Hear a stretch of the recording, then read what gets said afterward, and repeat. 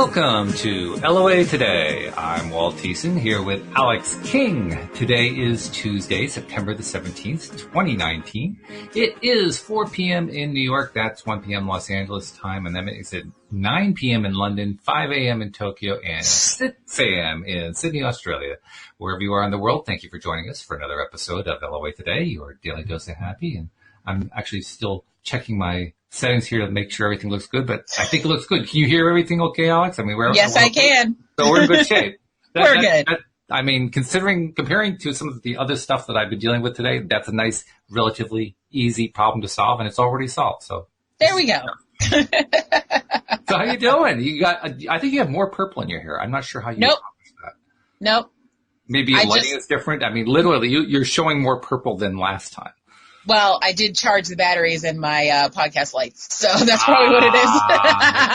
Yeah, that'll do it. I have to charge them every other day. It's rechargeable batteries are a scam. I'm just telling you. Okay, you heard it here first.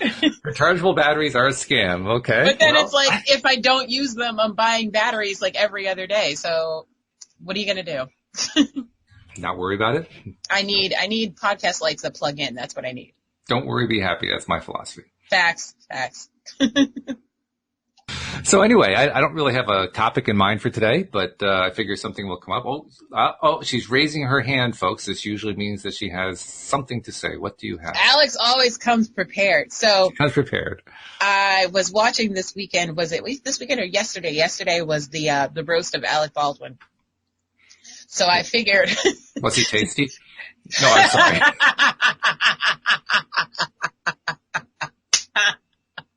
That reminds me, I had a dad joke for you, but now I can't remember what it was. See, I blew your dad joke right out of the water. That's you did. But yeah, so I wanted today's topic to be stand-up comedy. Ah, okay. All right, that's good. And actually, as with anything else in life, stand-up comedy is a part of life, and so therefore it has a law of attraction component to it. Especially when you're vibrating kind of low and you're trying to raise your vibration. Which is basically a setup for a stand-up comic who is trying desperately not to bomb. Yes. Something I have never experienced, and I would never intend to experience, but I have experienced something close to that because I used to play in bands when I was younger, and it's very similar to going into a club where there is nobody there and you're starting your set. Yep. Yeah. Been there. That's not a fun place to be. No, I've catered to an audience of 2 once. Mm-hmm. Trying to think who it was. There's a famous band. I think it actually may have been 2 famous bands. Mm-hmm. And the 2 of them played to an audience of 9.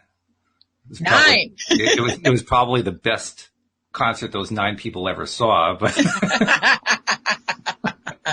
can you imagine? I mean, you catch the right band early on before they become famous. Right. You know?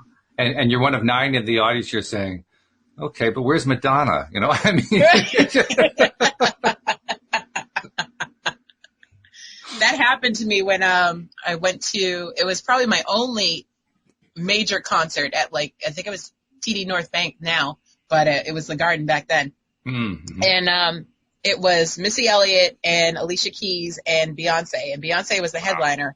And Missy Elliott was before Beyonce, but Alicia Keys was the opener. And it's like, that's crazy. Like, and then she was like playing the piano upside down. She was doing all types of stuff. It was crazy, but it was an experience. And then it's like now to see of their careers. And it's like, I only paid $40 for my ticket. Like it was crazy. And I was on the ground level. Like it was insane. So that's definitely an enduring memory for you. Yes, it is. And I went with my 2 cousins and it was the best time. And we definitely bonded over that, and yeah, good times. Very good, yeah. So there's an example. I mean, when Alicia was up there, if anytime you're playing the piano upside down, it means, among other things, you're trying to get your energy up. Yeah, definitely. And you're trying to get the audience, what audience you have, you're trying to get their energy up too. Yep. How did she do? She was amazing. I was blown away. I was like, is this really happening? Like she's literally laying on the piano playing backwards. Yeah, and I was like, what is happening right now? I was like, oh, she's talented. I was like, who's this chick now? Right. Now I know who she is. I don't think you'll forget who she is now. Never. I was like, you guys ever heard of Alicia Keys? She's I like her songs. Let's look her up when we leave. At the time, it was more along the lines of keys. Is that like with opening your car? I can't remember. And I did do that. I was like, oh, because she plays the piano. I get it. Keys. Oh, yes, of course. It all clicks now. And I'm like screaming it in my cousin's ear. I was like, Keys, get it? Alicia Keys, you get it? It's like, yes, Alex, we get it. This chick. So tell me about your experience playing to an audience of very small numbers with no energy level. Oh, they had an energy level. People always have an energy level when I'm in the room. I bring the energy. And that was one of the things that one of the audience members was actually a critic who was, is that Jeffrey? No, it's actually Nathan saying nice show. Oh, hi, Nathan. Nathan's a friend of mine. So I think he did text me that he was watching, but I was already on screen, so I couldn't look at it. Anyways, so one of the audience members was a critic for a local newspaper. And so, but I didn't know that. So I just did my regular act, and they basically said that, she knows how to entice the audience, whether it be one or a million, and she knows how to engage her, because I was very lazy, and we both know I'm bad at math. So when they tell you have 5 minutes, and this is early in my career, so I was like, well, here's what's going to happen. You guys are going to let me know when I've hit 4 minutes. And that, so I had the audience like keep the clock for me. And that's how I kept them engaged. So so that was like my trick. And I was like, where's my time at? No? Good? All right. Keep going. Very good. Yeah. Because the audience involvement is huge. There's no doubt. If you're trying to raise the energy level, you got to have the audience with you. Audience participation is key. And I learned that I think probably my second show I learned that. Mm. And it's kind of on the job training. Mm-hmm. And, which is basically how I live my life. Like everything I do is on the job training.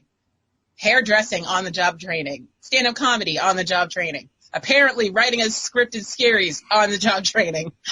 Just haven't quite figured out what you're training for yet. But other than that, you got it good. I'm training for life, the different aspects of my life. So, I'm in my 30s now. So now I'm a scripted writer, and that's what's happening. So do you have your degree yet? No, I'm sorry. I have my degree in everything. In everything, okay. I'm magical like that. I create my own degrees. So when we both have had experience then of playing to a dead audience and trying to bring it alive, kind of like Frankenstein's monster. And it often feels like that too, because you apply the electric charge to the two terminals, and either everybody is shocked awake or else they're shocked to death, one or the other. It's a fine line. It's a very fine line. It's a little bit terrifying when they get shocked to life too. Yeah, a little bit. Because all of a sudden the energy just jumped up in front of you and they're all focused on you. Yeah, and it's like, I used to have this one friend who would come to all my shows, and he's Italian, and he's very, talks with his hands and all that type. He's very Italian. And so whenever I would make him laugh, no matter how many times he's heard the jokes, he would bang his fist on the table as he was laughing. And I was like, calm down. It was not that funny, but it made the audience go, okay, this must be funnier than we think. We're not getting something because this guy over here. Well, there probably were some people in the audience who were saying, oh, that's her shill. Right. Yeah, so it got to the point where I was like, all right, butts, calm down. Like, really? You've heard the joke 15 times. It's not that serious. Yeah, right. The first 4 times were good. After that. Yeah, exactly. I was like, okay, it's disturbing now. Stop it. Time to take your medicine. Okay. So what role do you think the law of attraction plays in getting your energy up like that? Like you say, when you walk into a room or onto the set of a podcast or whatever else, you bring the energy up immediately. But has it always been true for you, or did you have to work to learn to do that? In other words, is that something you have to attract, or does it just kind of follow you? Like you never really had to give it any thought? I never gave it any thought. It just always brought it with me, I guess. So you had a really high level of confidence that you'd attract something like that. I've always been told, I think from the age of 7, I went to a hair salon and they were about to do my hair, and I specifically asked for a certain hairstyle. Like I already knew what I wanted. Mm-hmm. And one of the hairdressers says, "Your daughter's very self-aware." And I was like, it stuck with me for some reason. Like I didn't know what it meant back then. I was like, I'm going home. I'm going to look this up because this sounds really cool. And this sounds like something I can put on my resume. So at 7 years old, I was that much. I was a lot. And at 7.5 years old, once you'd found out what self-aware was, every time somebody was like, so what's your personality? Like, well, I'm very self-aware. Mm-hmm. Or when someone was like, oh, she talks too much, I'm self-aware. Kind of covers a lot, doesn't it? It does. It's a spectrum. Yeah. It's a quite a complete phrase. You can use it in almost any, and it really doesn't have a negative stigma of any kind attached to it, does it? It can. Like what? When people are like, okay, like she's a bit much, and my mom will just go, she's self-aware. Oh. In other words, leaning toward egotist or something along that line. Yeah, a little bit. Yeah. Okay. Like well, I could see I have low-key narcissism a little bit. I don't think there's anything low-key about you. Facts. I mean, seriously. There's nothing low-key about me. Trying to remember the last time I saw you low-key at all. You were really depressed on that particular day. I can't remember what the incident was, but something had really brought you down. And then the next time I saw you, it was like you had bounced back up again. So you couldn't even be down for more than a day. When I'm down, I don't let that energy stay with me for too long. Because of the depressive episode that I went through for like 4 to 5 years, I was like, I never want to feel this way again. So anything that gets in my way, I'm like, F it. Keep it moving. Keep it moving. Keep it moving. I don't have time. That's the bus philosophy. Don't worry. Another bus is coming. No big deal. Exactly. Yeah. That's good. That's a good way to do it. So, okay. Well, this is your topic. So what did you have in mind? Where are the law of attraction connectors on this? Law of attraction connectors. Okay. So it for me, it connects with relationships with really? Other people. Because I was talking to someone the other day and they didn't know my personality just yet. And it was via text. So you know how we always say you can't judge a conversation via text or how things come across because you can't hear people's tones. Mm-hmm. You may put LOL, but they may not think it's funny, so, and I'm savage with my jokes. We know this. Yes. So, and blunt. Blunt. Yes. So I come across quite harsh at first. And then you get to know when you realize, oh, it's just Alex. It's just not that bad. Mm-hmm. And so I had said something and they were like, oh, that was kind of harsh. And I was like, sorry, that's me. Self-aware. Self-aware, right. Do you have your own hashtag? I'm curious. I have all the hashtags. But is there like is there Alex Self-Aware, hashtag Alex Self-Aware or something like that? You know what? I have so many t-shirts that need to be made with hashtags. I don't even know where to start, but self-aware is definitely one of them. I would start with that and I turn it into a hashtag for sure. Yep. Yes, I'm definitely going to. Yeah. Make it part of your signature on your text messages or something, You know what? I'm changing my email from Mystical Magical Day to hashtag self-aware. Okay. Yeah. The die has been cast. So when something changes in my life, it's usually because Walt said so. So let me get this straight. We are now in blame and victim mode, and you're going to be blaming me whenever it comes out not right because I'm the one who did it?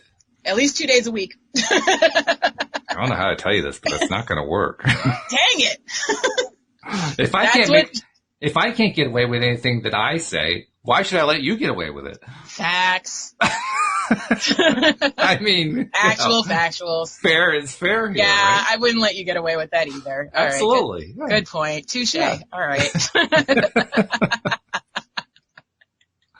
Okay, so relationships play a role, and talk about the relationship aspect of being on stage. I think you kind of started to when you talked about bringing the audience energy up. But talk about it some more, because I think it's a good analogy. Whenever you're talking about trying to attract anything, law of attraction, relationship kind of bubbles up to the top. It's like one of the first things that people think of. So let's start there. How do you do it when you're doing stand-up? We're doing anything funny, really. Well, see, that's the thing. You don't try to be funny on purpose. It's just you either have it naturally or you don't. And if I see an opening, I'm going for it, whether it's low-hanging fruit or not. But yeah, when in friendships, so it comes in handy, especially in friendships when like your friends are kind of low and you're like, you be like, well, I didn't like that dude anyway. So I'm like, let me tell you about his snaggletooth and double eyebrow situation. And so we're like, I've been meaning to say something, but I didn't want to say nothing. So I didn't say nothing. So now I'm saying something, stuff like that. So it comes in handy with that. Yeah. To bring your friends' vibrations up. It definitely comes in handy. And, note to self, make sure that you cut the hairs between the eyebrows. Oh, definitely. No, that's the first thing I will say to people is, ooh, before I tell them I used to be a hairdresser, I'm like, can I pluck your eyebrows? No offense, but you're supposed to be two. I'm just saying. Yes, they do come in pairs. Yes, they come in pairs, eyes, ears, things like that. Some people who get short shifted. I mean, they sure do. Some people like, half an eyebrow that doesn't go all the way over and stuff. Yep. I don't quite understand what that's about. That's over plucking. That's what that is. Okay, if you say so. Maybe that's what it is. Yeah, when you pluck too much, eventually the hair stops growing. So, back in the 90s when our eyebrows were like this thin, yeah, we ruined them. Now we're all having a hard time trying to grow them back now the thick ones are in. Boy, am I glad I never did that. Yeah. Yeah, well, yours are white now, so you don't have to worry about it. It's fine. Well, you can't see them anyway, so it doesn't matter. That's what I meant. They just kind of disappear. Exactly. That's what I started saying. I was like, why am I even plucking my eyebrows when I wear glasses everywhere I go? What is the point? I mean, Louise asked me, did I shave today? And my answer is, how would you know? Right. Seriously, with your see-through chin, what's happening? No, that's true. Not true. She always recognizes when I haven't shaved. She'll ask me, like, if it's been more than 24 hours, she'll ask me, oh, you haven't shaved lately. Like, how come? Yeah. A wife knows. A wife always knows. A wife always knows, yes. So do husbands, by the way. Oh, okay. I was like, wait. I was like, husbands don't notice anything. What do you mean? Think about it. Yeah, it took me 2.5 seconds, but I'm there. I'm with you. Facts. One thing we can always count on Tuesdays is a lot of laughing. Oh my goodness. That's because I'm here. Absolutely. Yes. And I'm not diluting you anymore. I mean, you are the co-host. There isn't like a second co-host. So instead of 1/3 the time, you got 1/2 or more, depending on how much you can actually take. True. So, okay. Well, let's draw from the tricks of Alex King as the stand-up comedian. Okay. You say it comes naturally. Have you ever had to work at it? And if so, what tricks did you use in order to get that audience to come up to you? I have had to work at it. It did come naturally, and that's how I got into it. Mm-hmm. But it's still hard work, and it's a craft, and you have to practice at it, and you have to hone your jokes, and you also have to read the room and know your audience. You have to know where you're performing, and because there's definitely some jokes that don't apply if you have an all-white audience versus if you have a mixed audience versus if you have an all-black audience versus if you have an all-female audience. Like, you gotta read the room, man. So it's like, you gotta adjust your set, and it's like, okay. Wait a minute. Are you saying that audiences are racist and sexist? It's a possibility. At least back in the 2000s it was, let me tell you. There's some sensitive people in the world. I guess the answer to that is welcome to the world. Yeah, but, exactly. Yeah. Unfortunately. I remember the only time I ever bombed was because I decided to switch up my joke at the last minute. Really? Yeah. I had heard on the news, this is back when, remember Dog the Bounty Hunter? Yeah. Yeah. So he was just on the news for saying something along the lines of, he was accused of being racist. And he was saying something along the lines of, I love black people. When I die, I want to be buried in a black cemetery. And I was like, okay. I was like, this is gold. This is gold. And I heard it 10 minutes before I left for the comedy club. And I was like, okay, how am I going to work this in? Because this is magic. And then it wasn't magic. It was not magic. See, that's what happens when you don't do the proper preparation. Yes, exactly. Proper preparation. Stick with your set. Don't do jokes that you haven't tried before. Right. Again, know your audience, because it was an all-white audience, and they were like, she's hitting on Dog the Bounty Hunter? Like, seriously?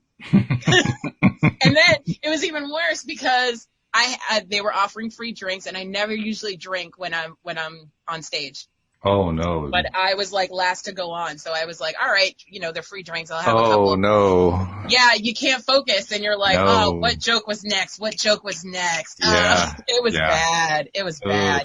And then I went to the bathroom after, and these two girls were like, can you believe she was talking about Dog the Bounty Hunter? Like, really? And I was like, yeah, you should have said something to her face. And then I came out of the bathroom, and they were like, hey. So you're just striking out left and right here. This is, I mean, I'll give you credit. When you bomb, you do it in a superior way. Oh yeah. If I'm going down, I'm going out hard, and I'm taking everybody with me. Wow. I take the words "go big or go home" very literally. Apparently, yeah, and quite seriously, I might add. Yes, definitely. Wow. Yeah. Okay. I was not messing around. I was like, yeah, you should have said that to the comic's face. And then I came out of the stall, and they were like, Well, just in case there are any Dog the Bounty Hunter fans listening, and we're not trying to offend anybody there, but we'll simply point out, first of all, our condolences to his family because he lost his wife, and second of all, we wish him good health because he's dealing with a heart issue right now. Is he? See, I haven't caught up with him since the whole thing. So. Yeah, I don't really follow him at all, but I happened to catch news at him somewhere that he was in the hospital being evaluated for a heart issue. So hopefully that's all ironing itself out. Yeah. It also is interesting to me. This is an aside that kind of goes off of our topic. It's really interesting to me. I see this as a law of attraction thing. How when one person in a relationship dies, how so often the other person dies soon afterward. Broken heart syndrome, yeah. Yeah, it's just amazing how often that happens. And I don't know if that's going to happen in his case. I mean, hopefully he'll decide to recover and feel good and live a long, happy life continuing. But you never know because the pattern shows up over and over and over again. It does. I've seen it, and I hate to say it on Grey's Anatomy because that's my only medical background. But, people... I'm basically a surgeon at this point. Yes, Louise, yes. That is the show. Anyways, so... Well, it's doctor shows in general. I mean, that's how she learns stuff so that, if we actually have to be sitting in front of a doctor or sitting in a hospital, she explained to me, well, this is what this is for. That's what that's for. They hate that. They hate that. Because I went to the doctors once and I was like, listen, it's not a muscle issue. I don't need a muscle relaxer. It's definitely a bone issue. And they were like, I'm sorry, what's your medical background? Yes, right. And I don't want to say Grey's Anatomy, but at the same time, I was just like, it's my body. I know what's wrong. Like, I'm just telling you. Well, it does raise the question. What were you asking for their opinion for? Well, I needed the referral to get the shots. They hold the keys, to the kingdom. I don't have the combination lock. You just want to have the power to write your own prescription. That's what it is. No, that'd be a problem. Because then everybody would be like, "Oh, Alex got the scripts, huh?" And I'll be like, "What do you need?" No, I don't think you need that. So I guess there is some value then to have them have their medical expertise and to have them follow their own path to resolving the issue instead of taking your advice. Yeah, exactly. Yeah. Okay. Yeah. But also you want to take into account the patient and how they feel and, sure. Of course, because again, they know their body. Like I'm in the hospital all the time. So when I say something's wrong, I know something's wrong. Actually, you're touching on something. We're deviating from your topic severely as here. We do. But this reinforces something for me, and it brings it up to mind, in conscious mind anyway. Mm-hmm. I am now 100% convinced that all illnesses are caused. I'll use the word caused. They're caused by our minds. Wow. I'm 100% convinced every single illness that human beings encounter, and the illnesses in animals, all of them, they are created in the minds of the host that is experiencing the illness. Anyone suffering from cancer now can contact Walt at Walt at LOAtoday.net. I suppose I should put in the medical disclaimer, shouldn't I? Yes. Yeah, a little bit. We're not doctors. I'm sorry, where is your degree from? We're not doctors. We're not dispensing medical advice here. And so there's the disclaimer. I'm not dispensing medical advice. I am simply saying my own opinion. I really do believe that all medical situations come from thought patterns. And I'm seeing it in so many different ways with people I know, with people I don't know who are famous, with stories that I hear, stuff that I read. But when I really think about it over and over and over again, there's always a pattern that led up to the illness or the disease or even accidents. Even accidents. Even accidents. Okay. Yeah. Okay. Yeah. I know that's a fairly controversial thing to say, but it's almost making me wonder, is there such thing as an accident? I mean, yes and no, because since we're all in the Matrix anyway, are there accidents? Well, welcome to my discussion. Welcome to my TED Talk. Yeah. I mean, seriously. It gets to the point where I look at it this way. We are all creators. We create every instant that we're consciously awake, consciously alive, right? We're constantly creating.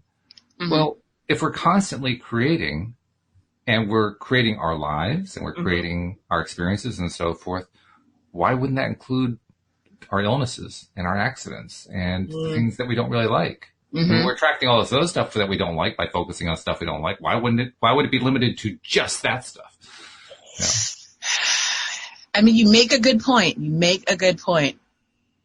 And I've been wrestling with that point for quite some time, I'll tell you. This is not something that I've come to easily. Yeah.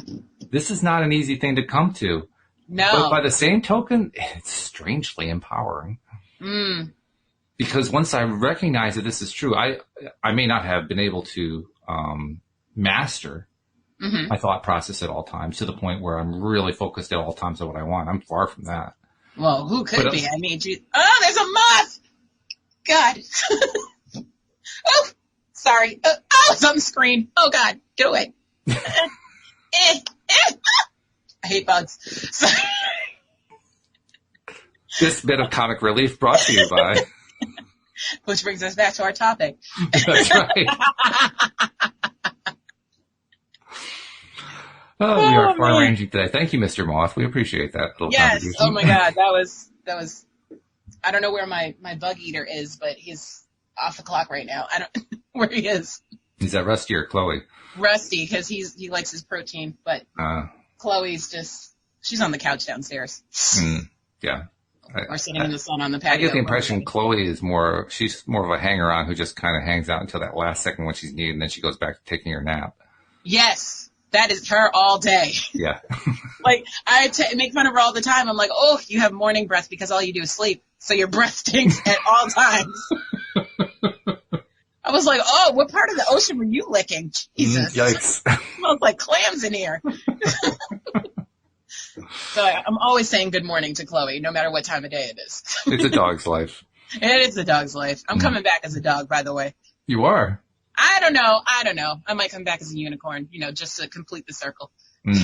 Well, if you did come back as a dog, which breed would it be? Ooh, good question. I think I want to be a Yorkie because they're supposedly the smartest breed next to pigs. Okay.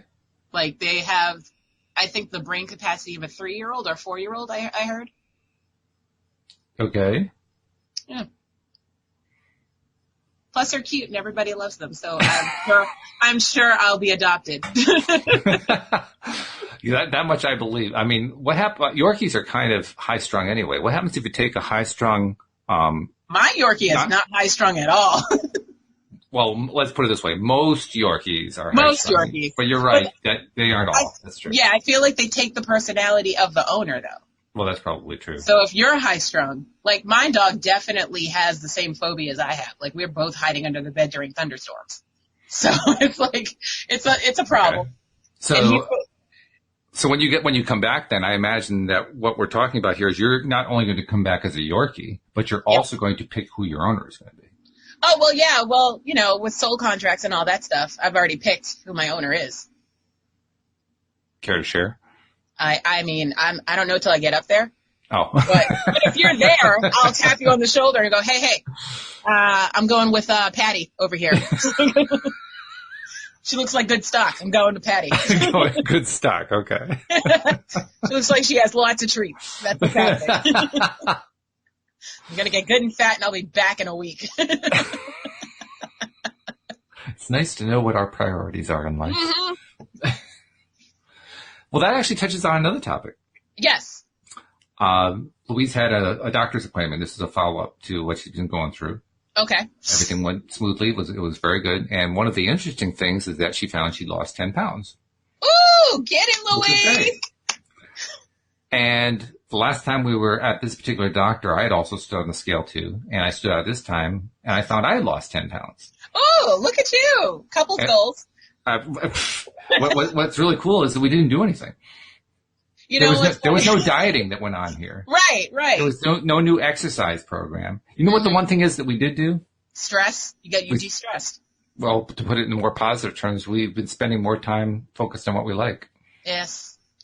We have. I mean, Louise just recently became semi-retired. She's not as involved in the business anymore. So literally a weight off your shoulders. Literally, yeah. Literally.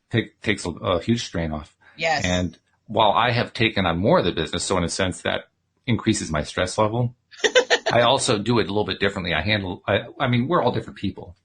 Facts. We do things differently. If we're managers, we manage differently. Yeah. No two managers manage the same way. Mm-hmm. And so the way I'm going about managing the business is actually, for me, an easy way to do it. Right. It's my style, Mm-hmm. Probably you know what the hardest part is? The hardest part is because we're transitioning slowly over time, adapting to the transition. So I'm not stepping on her toes and she's not stepping on my toes. That's actually the hardest part. Okay. Because I mean, she still has the one thing she's responsible for right now is the scheduling of, who goes out each day. I'm doing all the rest of it at this point. Okay, cool. And even that we're going to transition over so that by the beginning of next spring, I'll be doing all of it. Okay. So she can take a nap. so she can actually be retired. Yeah. Well, that's great that the business is still in the family, but she gets to be retired. That's great. Well, I mean, she's 65 going on 66. She's supposed to be retired. Exactly. I mean, that's supposed to be what happens, right? Exactly. Yeah, that's true. So, it all fits in. But the way the economy's set up. The thing about the economy is it's whatever you believe it is. Isn't that with everything though? Absolutely. Everything is whatever you believe it is. Absolutely. It's true. It's the absolute truth. Yep. And if you believe that the economy is faltering, then the economy is faltering. I believe that the economy is not affecting me in one way whatsoever, so I'm cool with it, whatever it is. Until it starts to physically affect my life, doesn't matter to me. Well, what if it does physically affect your life? Oh, well, then I have to say something. I'm going to be knocking on Trump's door or whoever's in office at that point and be like, excuse me, we have a problem. I got this in the mail and it's a problem. Earth to DC, come in please, over. Yes, Pennsylvania Avenue, I'm coming for you. Ringing doorbells and everything. But when we're just dealing with stuff like this, because that's what we're talking about. We're talking about dealing with the stuff of we lost a job or we got a job or we don't have the job that we really want or we're running a business and it's not the right business or the business isn't going in the right direction or it is going in the right direction. But it's just this long list of possible ways of saying, I don't like what's happening. Right. When you have all those going on, you say to yourself, well, yeah, no wonder I'm thinking that the economy sucks.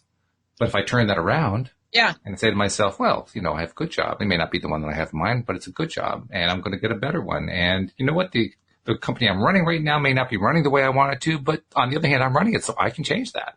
Well, and that's as I change it, it's going to get better. Yeah. They're like, what do you do for work? And I'm like, well, I call it work because I'm doing work, but am I getting paid for it? Not right now, but it's coming. It's coming. Mm-hmm. Mm-hmm. But I love it, so that's all that matters. That is huge. Yes. That is huge. And it's something I've been telling particularly to young people. I've been talking to a number of young people lately regarding everything from gardening to programming, programming for the gardening. I mean, a variety of different people. And all of them, I've been telling them. We even did this with, where were we? I think it was when we were on the Cape. Just after we visited you, we went to Chatham, and one of the shops that we went into. You ran into that girl that was going to college or something. That's right, yeah. And it told her the same thing, that essentially go for what you love, don't go for the money. Yes. And inevitably, I've learned now to follow it up with, I know that's not what you hear all the time today. And they all shake their heads, yes, I agree with you. That is not what I hear all the time. But that's what I keep telling people, and I really believe it. That's how I was raised. I believe that's what makes things work. Yeah. That's why I've loved every job I've ever had. Because that's how my mother raised me. She was like, no, don't do it for the money. Don't look for the highest price, highest paying job. Just do what you want to do.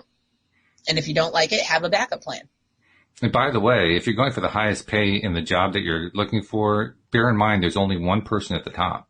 Everybody else comes in second place with that kind of thinking. Facts. Unless you're starting your own company. Even then, you're the one at the top. Well, even then, there's always somebody else running a company that's bigger. You know, unless you're Google. Even then, who's bigger than Google? They're still growing. They haven't been discovered yet. Okay. It's like those who said, "Well, Walmart will never get beaten out." Walmart got to being Walmart by beating out a whole bunch of others.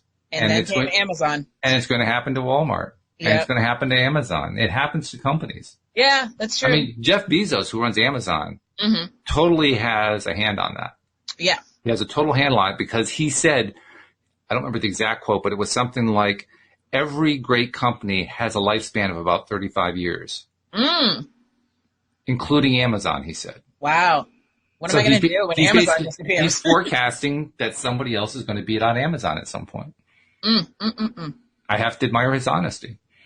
I agree. I have to agree with that. Yeah. And he's right. It will happen that way. So there's always going to be somebody bigger. The question isn't whether or not you're at the top. The question is, how are you doing?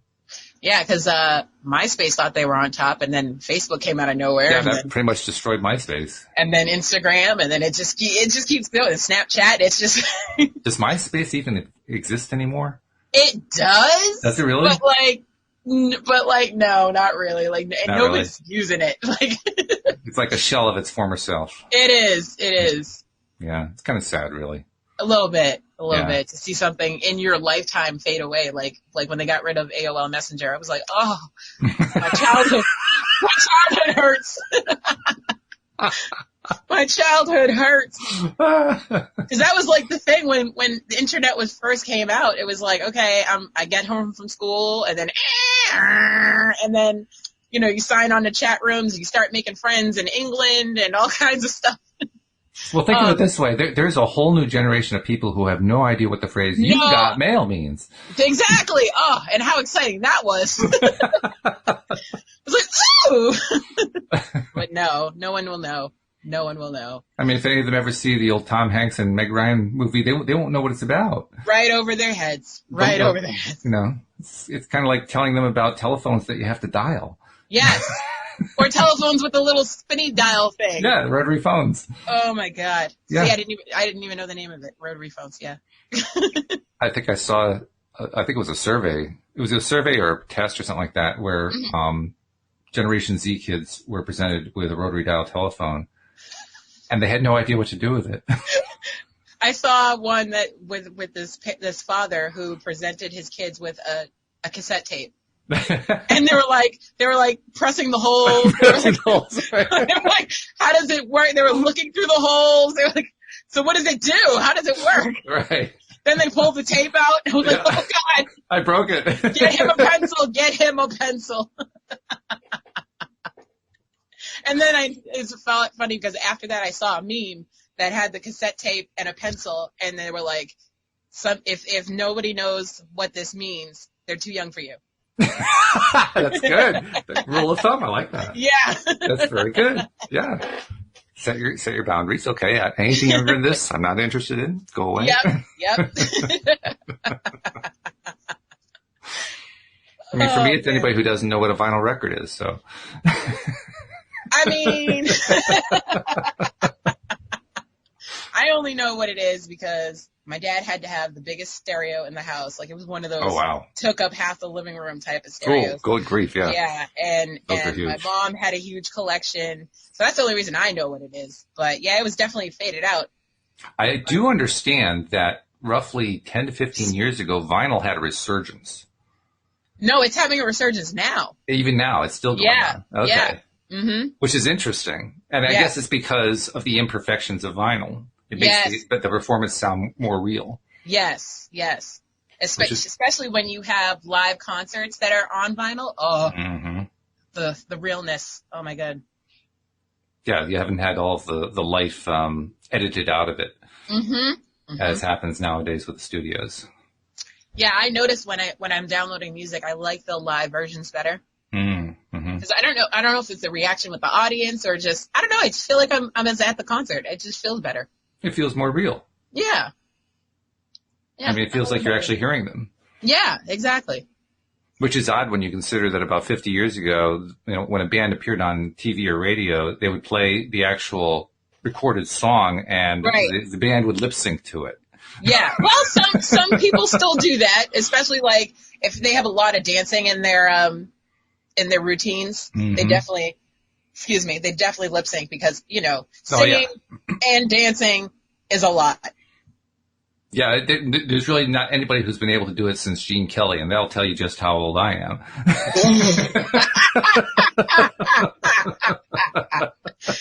Every episode, Walt finds a way to show his age. Every episode.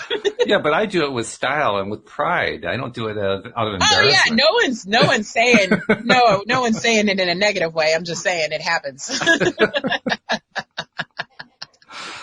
Hey, the way I look at it is this. One of my goals is to essentially reduce my biological age down into my 20s again. And in order to make that... I will meet you there. Okay. And once that happens, I want to be able to point to the fact that I still remember the 1960s. Despite the fact that I have that biological age of, a 25-year-old. Yes. See, to me, that kind of seals the deal. Yeah, that's kind of cool, actually. Yeah. Yeah. Now I can actually look back over a 50-year period and remember most of it, which is amazing, especially considering what I did in college. But,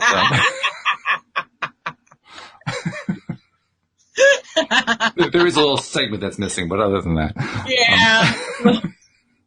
It's a little spotty back then. A little spotty, yeah. Just a bit. Yeah. A couple of erasures. That's why you need to go to your reunion so they can fill you in. I doubt that they could, to be honest. I have serious doubts about that. No help. Okay. The biggest problem would be, people showing up at the reunion and saying, "Did I know you?" Right.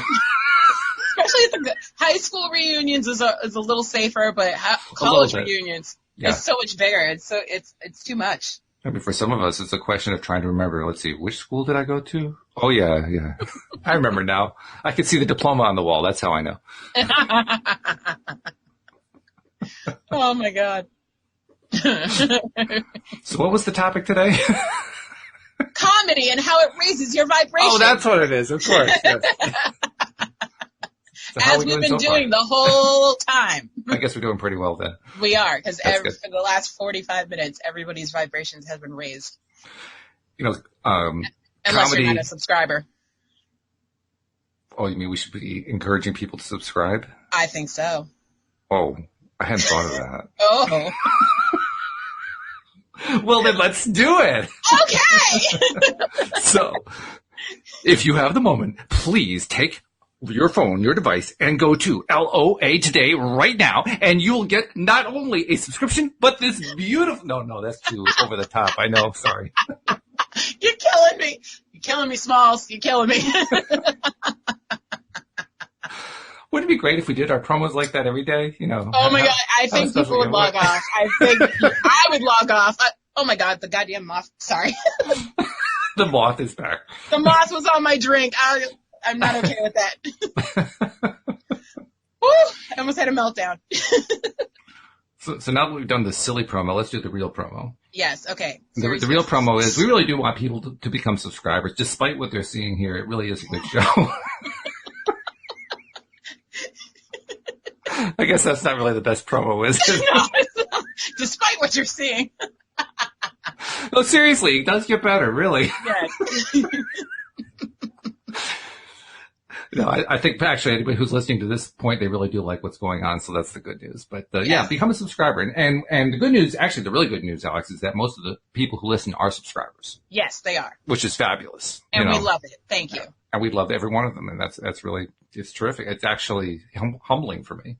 Oh. I mean, to think we've got hundreds of people who listen to us, I think, dang.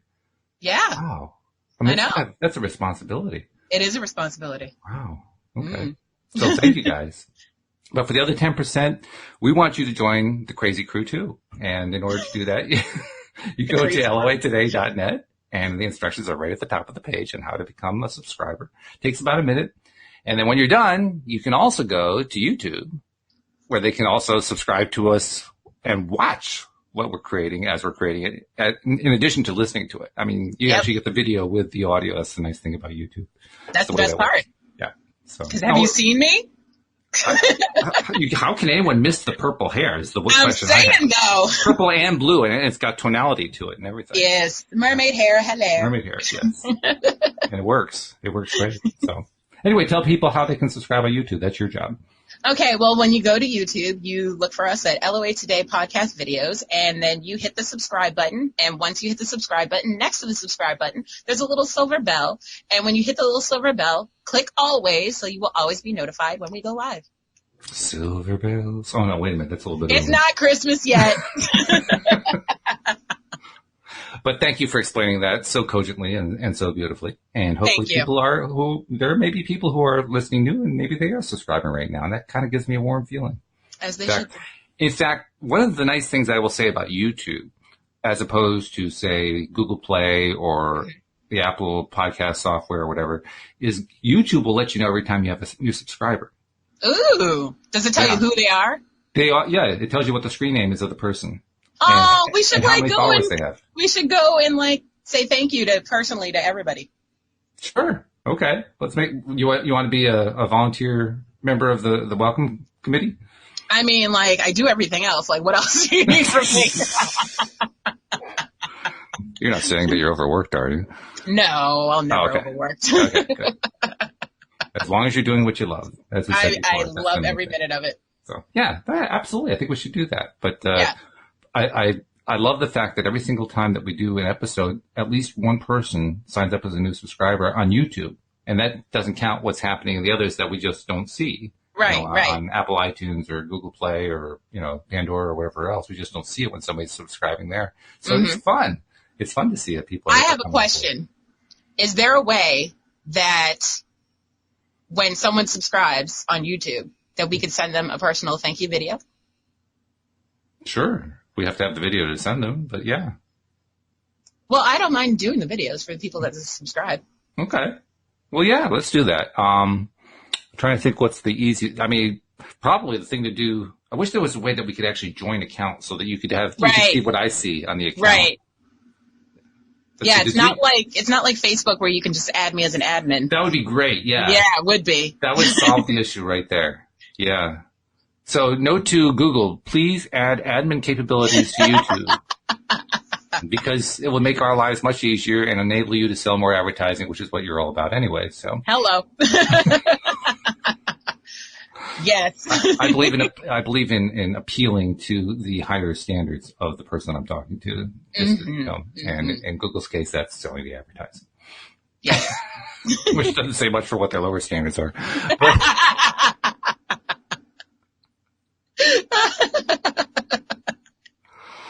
It's terrible.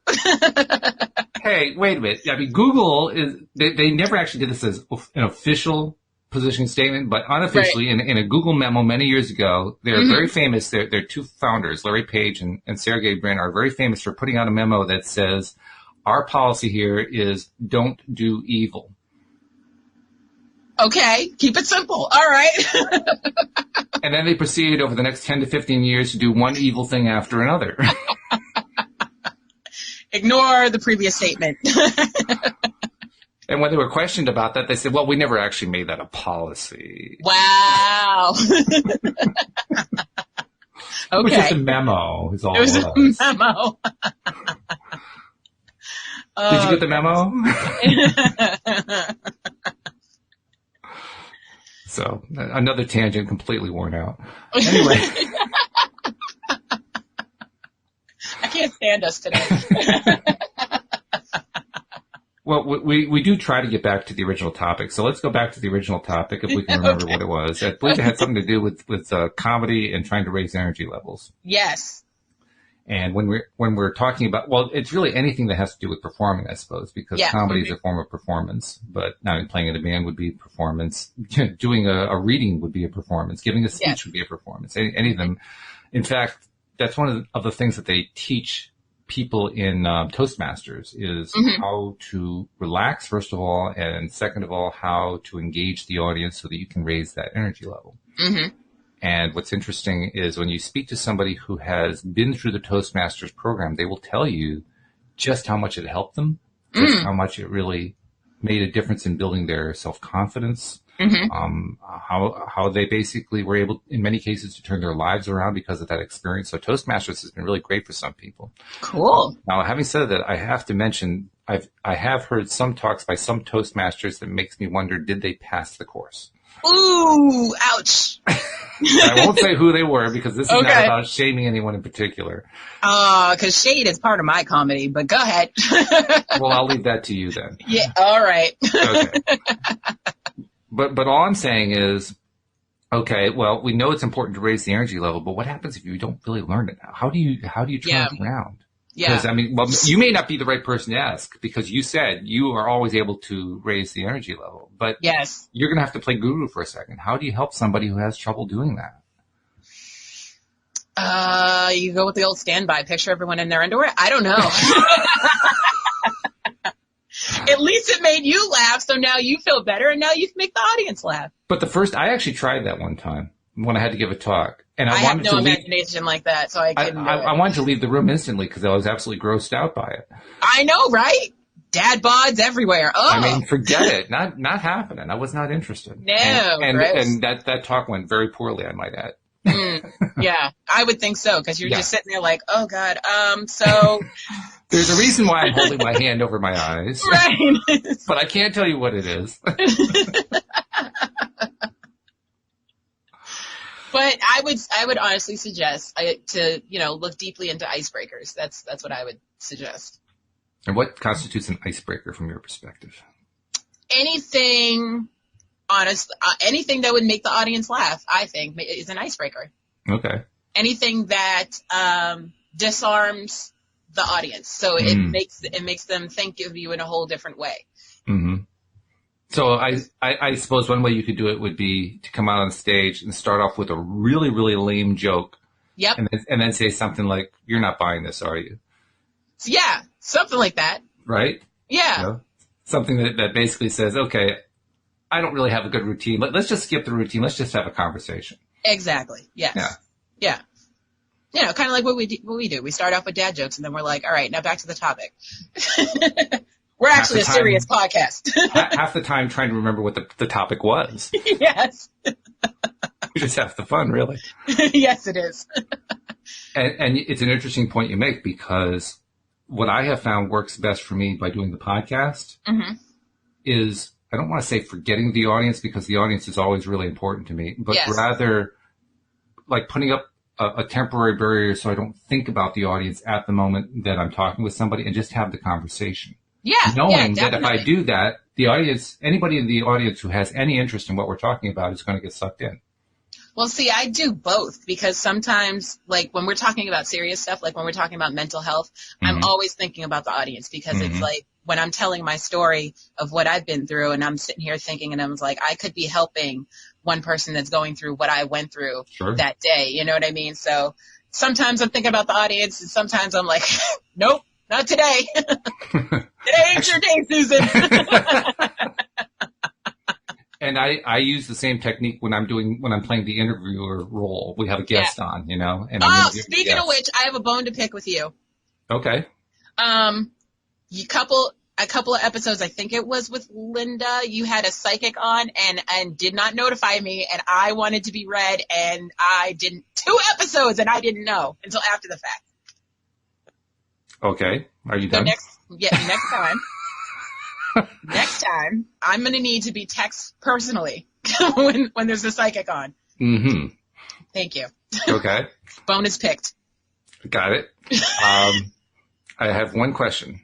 Am I a subscriber? No, that's not the one. That's a good question, but that's not the one I had in mind. I'm a subscriber. But I don't watch our episodes. But, well, actually, I'll play off of that one because that's a good one. Okay. Did you have the little bell clicked on YouTube?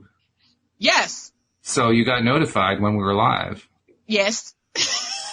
So you didn't show up when you knew we were live? But I didn't know what the episode was about. It said Friday afternoon law of attraction with psychic medium Cheryl Murphy. That probably should have given you a clue.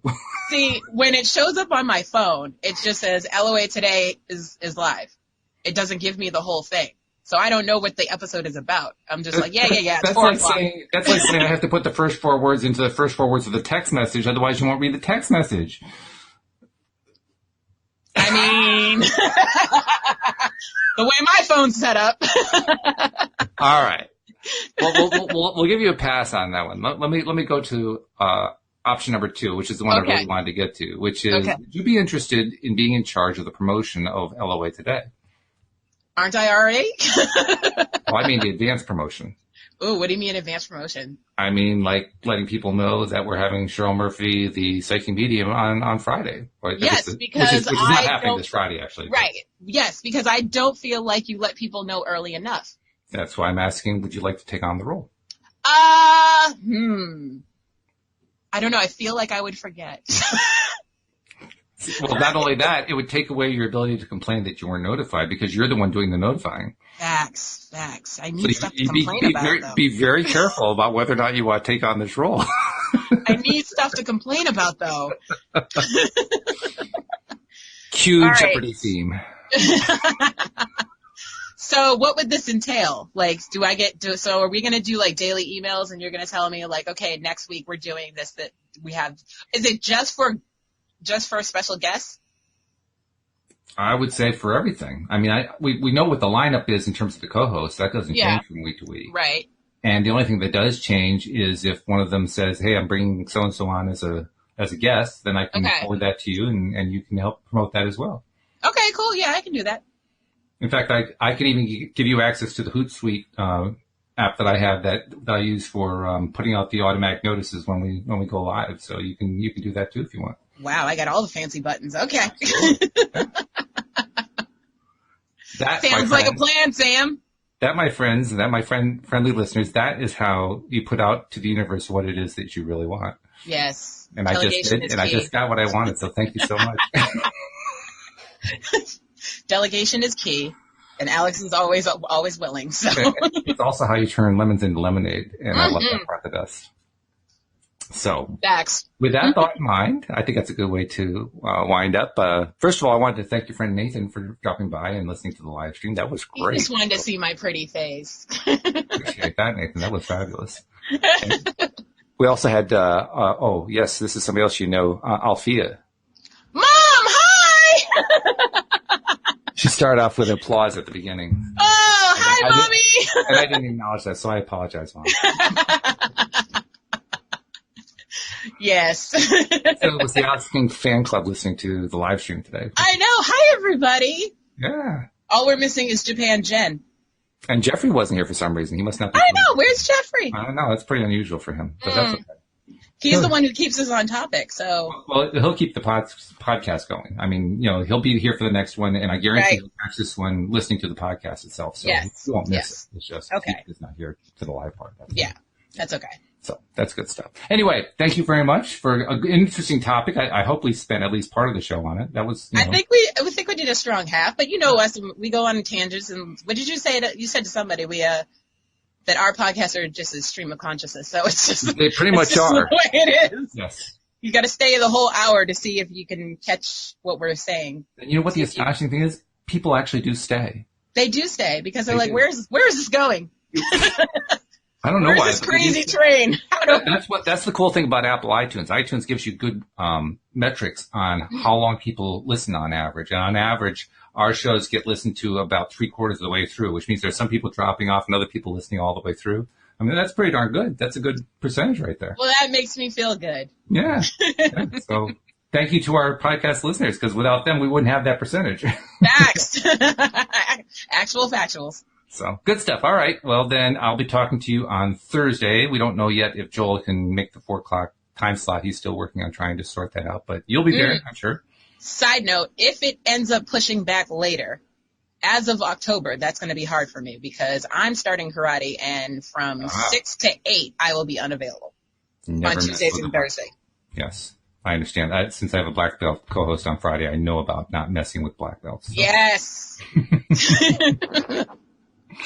So, okay, good enough. Thank you very much. And thank you to our live stream and podcast listeners as well. We will see you all next time here on LOA Today. Goodbye, everybody.